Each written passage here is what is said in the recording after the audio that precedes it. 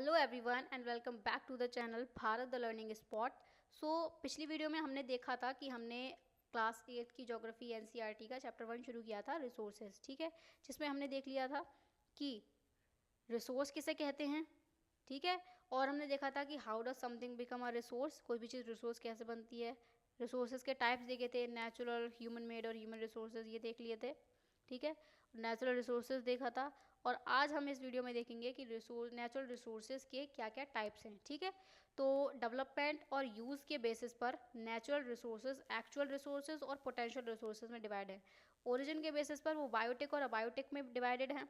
रेन्यूएबिलिटी के बेसिस पर, यानी कि वो कितनी जल्दी दोबारा से बन सकते हैं रिसोर्सेज, तो वो रेन्यूएबल और नॉन रेन्यूएबल में डिवाइडेड है। और डिस्ट्रीब्यूशन के बेसिस पर यूबिक्विटस एंड लोकलाइज में डिवाइडेड है। ठीक है, तो सबसे पहले शुरू करते हैं एक्चुअल रिसोर्सेज। एक्चुअल रिसोर्सेज क्या होती हैं? कि वो रिसोर्सेज हैं जिनकी क्वांटिटी हमको पता हो। ठीक है, पहली बात याद रखने वाली है, जिनकी क्वांटिटी हमको पता हो वो होते हैं एक्चुअल रिसोर्सेज, और वो जो कि प्रेजेंट में यूज़ किए जा रहे हो। ये दोनों बातें याद रखनी है, जो प्रेजेंट में यूज़ किए जा रहे हों और जिनकी क्वांटिटी पता हो, जैसे कोल, पेट्रोलियम और नेचुरल गैस एक्सेट्रा एक्सेट्रा। ठीक है, इनकी हमको क्वांटिटी भी पता है और ये अभी हम यूज़ भी कर रहे हैं। ठीक है, एग्जाम्पल हम क्या ले सकते हैं इसमें, जैसे कि जर्मनी में रूर रीजन जो है, रूर रीजन, वहाँ पर कोल का काफ़ी रिच डिपॉजिट है। ठीक है, मतलब कोयले के डिपॉजिट मिल जाएंगे रूर रीजन में। रूर रीजन कहाँ पर है? ये है हमारा वर्ल्ड मैप, ये वाला। ठीक है, ये है एशिया और ये है यूरोप। यूरोप में ये वाला जो रीजन है, ये वाला ये है जर्मनी। जर्मनी का रूर रीजन है। ठीक है, तो यहाँ पर क्या है? कोल के डिपॉजिट्स हैं। पेट्रोलियम हो गया वेस्ट एशिया में। वेस्ट एशिया कहाँ पर है? ये है एशिया।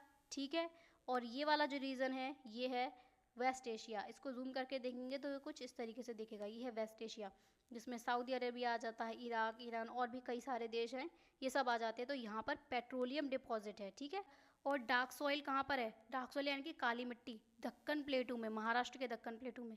ये इंडिया है, और ये वाला जो रीजन है इसको हम बोलते हैं दक्कन प्लेटू। और यहाँ पर कौन सा स्टेट है? महाराष्ट्र स्टेट है। ठीक है, तो यहाँ पर काली मिट्टी मिलती है। तो काली मिट्टी जो है ये भी नेचुरल रिसोर्सेज ही हो गया, क्योंकि इन सभी की, कोल की, पेट्रोलियम की, इनकी डार्क सॉइल की हमको क्या है? क्वांटिटी पता है और प्रेजेंट में यूज़ भी किए जा रहे हैं। तो ये सारे एक्चुअल रिसोर्सेज हो गए, ये हमने देख ही लिया। अगला है पोटेंशियल रिसोर्सेज। तो पोटेंशियल रिसोर्सेज क्या होते हैं? वही एक्चुअल का उल्टा, कि जिनकी entire quantity may not be known, कि इनकी पूरी क्वांटिटी हमको नहीं पता हो। हाँ, हम जानते हैं कि कोई रिसोर्स है, ऐसा ऐसा रिसोर्सेज है, लेकिन उसकी क्वांटिटी नहीं पता है बस। ठीक है, और ना ही ये प्रेजेंट में यूज़ हो रहे हैं। जस्ट अपोजिट है उसका, एक्चुअल रिसोर्सेज का।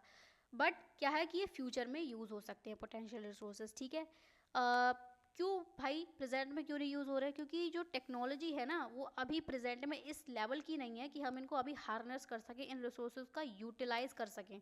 ठीक है, हो सकता है कि फ्यूचर में ऐसी टेक्नोलॉजी आए कि हम इनको यूज़ कर सकें, इन रिसोर्सेज को। तो एग्जाम्पल क्या होगा भाई पोटेंशियल रिसोर्सेज का?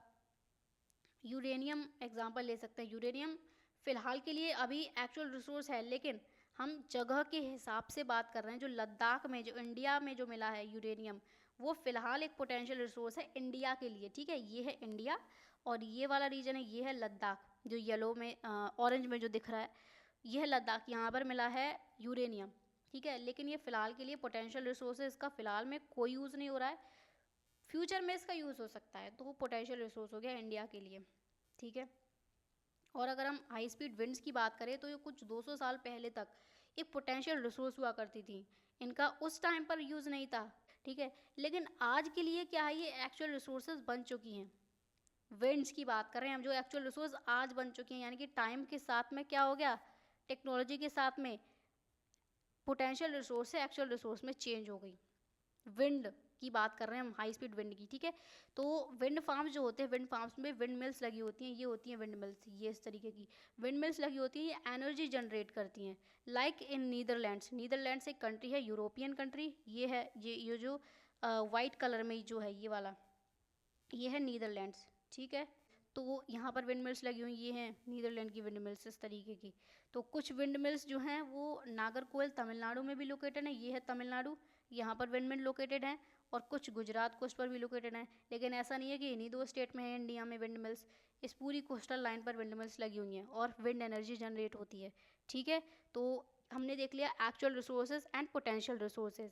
अगला हम देखेंगे biotic resources and abiotic resources. ठीक है, ये हमने किस बेसिस पर डिवाइड किया था, एक सेकेंड देख लेते हैं इनको। तो ओरिजिन के बेसिस पर हम डिवाइड कर रहे हैं बायोटिक और अबायोटिक। ठीक है, सो बायोटिक रिसोर्सेज क्या हैं, जो लिविंग थिंग्स हैं, लिविंग थिंग्स जैसे प्लांट और एनिमल्स, ठीक है। और अबायोटिक रिसोर्स क्या है, जो नॉन लिविंग थिंग्स हैं, सीधी सी बात है वो अबायोटिक है। जैसे सॉइल हो गई, कोई लिविंग थिंग थोड़ी ना है ये, और रॉक्स हो गई, मिनरल्स हो गया। ये एक फोटो लगी हुई है यहाँ पर, जो लिविंग थिंग्स दिखाई गई हैं और नॉन लिविंग थिंग्स दिखाई गई हैं। लिविंग्स में क्या है, प्लांट्स हैं, एनिमल्स हैं, बैक्टीरिया है, बैक्टीरिया भी तो लिविंग ही है ना, फंगस, प्रोटिस्ट्स, ये सारी लिविंग थिंग्स हैं, इनमें जान होती है। लेकिन नॉन लिविंग थिंग्स की बात करें, जैसे water, soil, air, minerals, light, इनमें कोई जान थोड़ी ना है, ये नॉन लिविंग थिंग्स हैं। लेकिन है तो ये दोनों ही नेचुरल रिसोर्सेज ना, ये भी और ये भी। लेकिन हमने इनके ओरिजिन के बेसिस पर इनको बायोटिक और अबायोटिक में डिवाइड कर दिया, बस फ़र्क इतना है। ठीक है, और फिर हमने देखा था रिन्यूएबिलिटी के बेसिस पर। ये देखो एक सेकेंड, रिन्यूएबिलिटी के बेसिस पर हमने रिन्यूएबल और नॉन रिन्यूएबल में डिवाइड किया था ना इनको। तो रिन्यूएबल और नॉन रिन्यूएबल रिसोर्सेज क्या होते हैं वो देखते हैं अब हम। ये रहा रिन्यूएबल रिसोर्सेज। तो रिन्यूएबल रिसोर्सेज क्या होते हैं, ये वो होते हैं जो रिन्यू हो सकते हैं या रिप्लेनिश यानी कि दोबारा से भर सकते हैं क्विकली, बहुत जल्दी ही। जैसे क्या हो जाएगा, वाटर, ठीक है, सोलर एनर्जी, ये सारे रिन्यूएबल रिसोर्सेज हो जाएंगे। अब इनमें से कुछ क्या होते हैं, कुछ अनलिमिटेड होते हैं, कभी ख़त्म ही ना हो, और are not affected by human activities, और ह्यूमन एक्टिविटीज़ से अफेक्ट भी नहीं होंगे ये रिसोर्सेज जो हैं। जैसे सोलर और विंड एनर्जी हो गई। ठीक है, सोलर एनर्जी आ रही है तो आ ही रही है, ह्यूमन तो उसमें कुछ नहीं कर सकता ना, उसको डिप्लीट नहीं कर सकता ह्यूमन। विंड एनर्जी भी, विंड जितनी मिल रही है वो मिल ही रही है। लेकिन हम क्या कर रहे हैं कि केयरलेस यूज़ कर रहे हैं, केयरलेस यूज़ कर रहे हैं कुछ सर्टेन रिन्यूएबल रिसोर्सेज का, जैसे कि वाटर हो गया हमारा, सॉइल हो गई, ठीक है, फॉरेस्ट हो गए, इनका केयरलेस यूज़ किया जा रहा है। पानी को बिल्कुल पॉल्यूशन कर दिया जा रहा है, पानी में, सॉइल में पॉल्यूशन हो रहा है, फॉरेस्ट को काटा जा रहा है, तो ये इनका स्टॉक क्या होगा, अफेक्ट होगा ना, फ्रेश वाटर नहीं मिलेगा। हालांकि अर्थ पर जो है वो पानी काफ़ी सारा है, लेकिन फ्रेश वाटर इतना अवेलेबल नहीं है, और जो भी अवेलेबल है उसमें पॉल्यूशन कर दे रहे हैं हम। ठीक है, फॉरेस्ट को काट दे रहे हैं, तो इनके स्टॉक में क्या होगा, अफेक्ट होगा उनका स्टॉक। तो इनका हम केयरलेस यूज़ कर रहे हैं, स्टॉक अफेक्ट हो जाएगा। तो रिन्यूएबल रिसोर्सेज को भी हम इस तरीके से कर दे रहे हैं कि वो नॉन रिन्यूएबल बन जाए। ठीक है, तो water seems to be an unlimited renewable resource. लेकिन अगर इसकी शॉर्टेज हो गई या नेचुरल वाटर सोर्सेज क्या हो गए, सूख गए, तो ये एक मेजर प्रॉब्लम है वर्ल्ड की काफ़ी सारे पार्ट्स की। आज मेजर प्रॉब्लम हो जाएगी नहीं, ये आज एक मेजर प्रॉब्लम है कि पानी की शॉर्टेज हो रही है, ड्राइंग अप हो रही है। ठीक है, इंडिया की ही बात कर लें तो रिसेंटली बैंगलोर में ये पानी के सूखे पड़ने की क्राइसिस आई थी, समझ लो पानी की क्राइसिस आई थी। तो लेकिन हम क्या कह रहे हैं कि पानी तो भाई एक रिन्यूएबल रिसोर्स है, लेकिन हमने उसको इतना ही डिप्लीट कर दिया, पूरा ग्राउंड वाटर एक्सट्रैक्ट कर लिया है, तो वो रिन्यूएबल भी एक ख़राब सा ही हो गया, नॉन रिन्यूएबल सा ही हम करे दे रहे हैं। ठीक है, अगला है non renewable resources. Non renewable क्या होते हैं, ये वो होते हैं जिनका लिमिटेड स्टॉक होता है, मतलब एक लिमिट में है ये। ठीक है, तो अगर ये स्टॉक एक बार ख़त्म हो गया, एग्जॉस्ट हो गया, तो फिर वो हज़ारों साल, लाखों साल लेगा दोबारा से भरने के लिए, दोबारा से रिप्लेनिश होने के लिए। और यहीं पर हम जब रिन्यूअल की बात करें तो जो जैसे कि वाटर था, वाटर को हज़ारों साल थोड़ी ना लगते हैं रिन्यू होने के लिए।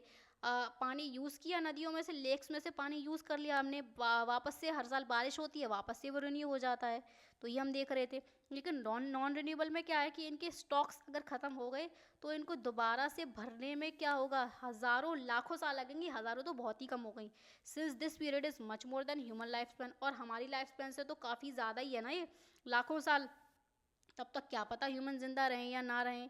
ठीक है, तो such resources are considered non renewable, जिनका जो स्टॉक है वो तुरंत रिन्यू ना हो, वो लाखों साल ले। ठीक है, जैसे कोल हो गया, पेट्रोलियम हो गया, नेचुरल गैस हो गया, इनको बनने के लिए काफ़ी लाखों साल लगे थे, तब ये इस फॉर्म में, कोल फॉर्म में, पेट्रोलियम में, नेचुरल गैस में ये बन पाए। ये क्रूड ऑयल है, क्रूड ऑयल से ही रिफाइन करके पेट्रोलियम वगैरह बनाया जाता है। ठीक है, ये है कोल।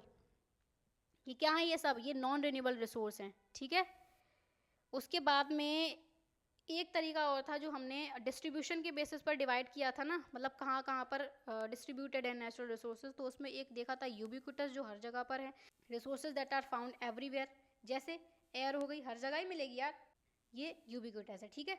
Localised resources, resources which are found only in certain places, जो कुछ ही जगहों पर मिलेगी, वो क्या है, वो लोकलाइज्ड रिसोर्सेज, मतलब लोकल है, तो नाम से ही समझ में आ रहा है। जैसे कॉपर हो गया, आयरन ओर हो गया, ठीक है, ये हर जगह पर नहीं मिलता है, ये किसी किसी जगह पर ही मिलता है। तो the distribution of natural resources depends upon number of physical factors. अब नेचुरल रिसोर्सेज का जो डिस्ट्रीब्यूशन है, जैसे हमने देखा था लोकलाइज रिसोर्सेज की हम बात कर रहे हैं, तो कहाँ कहाँ पर क्या क्या चीज़ मिलेगी, वो फिजिकल फैक्टर्स पर डिपेंड करेगा। जैसे वहाँ का टेरेन कैसा है, ठीक है, वहाँ का क्लाइमेट कैसा है, वहाँ का ऑल्टीट्यूड कैसा, ऑल्टीट्यूड यानी कि ऊंचाई वहाँ की कैसी है, टेरेन यानी कि ज़मीन कैसी है, ऊबड़ खाबड़ है या सीधी है, ठीक है, या ज़्यादा गहरी है, किस तरीके का टेरेन है, क्लाइमेट हो गया, ऑल्टीट्यूड होगा, इस सभी के बेसिस पर नेचुरल रिसोर्सेज का डिस्ट्रीब्यूशन डिपेंड करेगा। और डिस्ट्रीब्यूशन ऑफ रिसोर्सेज अनइक्वल क्यों है अर्थ पर, क्योंकि ये जो फैक्टर है ना, ये टेरेन वाले, क्लाइमेट वाले, ऑल्टीट्यूड वाले, ये अर्थ पर बहुत ज़्यादा डिफर करते हैं। अर्थ पर हर जगह पर सेम तरीका का लैंड नहीं है, सेम क्लाइमेट नहीं है, सेम टेरेन नहीं है, ठीक है, सेम ऑल्टीट्यूड नहीं है, मतलब कोई कोई जगह तो बिल्कुल गड्ढा ही है और कोई कोई जगह बहुत ऊंची है, ठीक है। तो इसीलिए रिसोर्सेज का डिस्ट्रीब्यूशन भी अनइक्वल ही होगा, क्योंकि ये फिजिकल फैक्टर्स अनइक्वल हैं अर्थ पर, ठीक है। समझ में आया? तो आज की वीडियो के लिए इतना ही। अगली वीडियो हम पढ़ेंगे ह्यूमन मेड रिसोर्सेज, ठीक है। तो आज के लिए बाय बाय, मिलते हैं अगली वीडियो में। Thank you, have a nice day.